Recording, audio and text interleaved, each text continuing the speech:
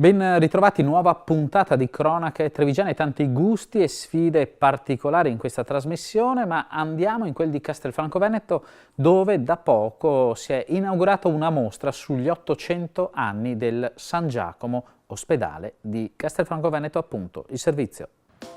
Oltre 200 tra immagini e documenti per raccontare gli 800 anni di storia dell'ospedale San Giacomo di Castelfranco Veneto. Un percorso che si sviluppa su 100 metri lineari lungo il corridoio di collegamento dal CUP Castellano alla chiesa, frutto di un lavoro di ricerca durato quasi 2 anni che ha scandagliato circa 70.000 documenti d'archivio, pergamene, mappe e foto storiche. In questo percorso di mostra si possono vedere 18 spezzoni, diciamo, cronologici,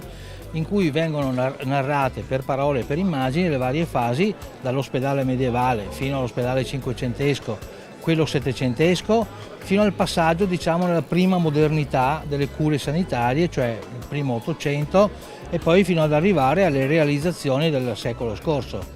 in cui siamo ancora oggi. Naturalmente anche con uno spazio dedicato al patrimonio della chiesa, che ha una sua storia, di cui qui abbiamo alle mie spalle un'opera straordinaria di inizio Seicento del pittore castellano Paolo Piazza. Una narrazione plurisecolare che ripercorre le tappe di una struttura nata per offrire accoglienza ed assistenza e destinata a restare un'eccellenza del sistema sanitario regionale. Questo territorio ha una vocazione sostanzialmente di presa in carico, di aiuto ai bisognosi. Ricordiamo il passato, perché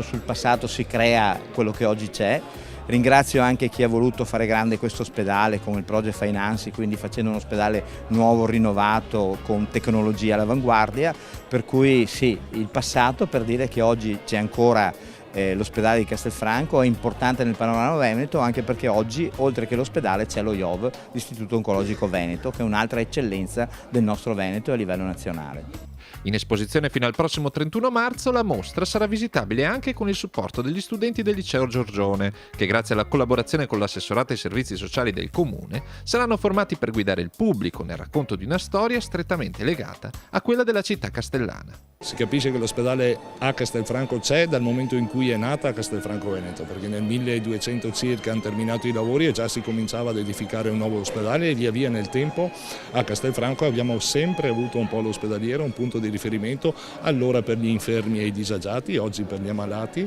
e quindi è bello rendere edotta la cittadinanza su ciò che è stato, che è e che sarà l'ospedale di Castelfranco. Applauso a tutti coloro che si sono messi all'opera per realizzare questa mostra, che avrà sicuramente un buon appeal sulla cittadinanza tutta di Castelfranco e presumo anche della provincia.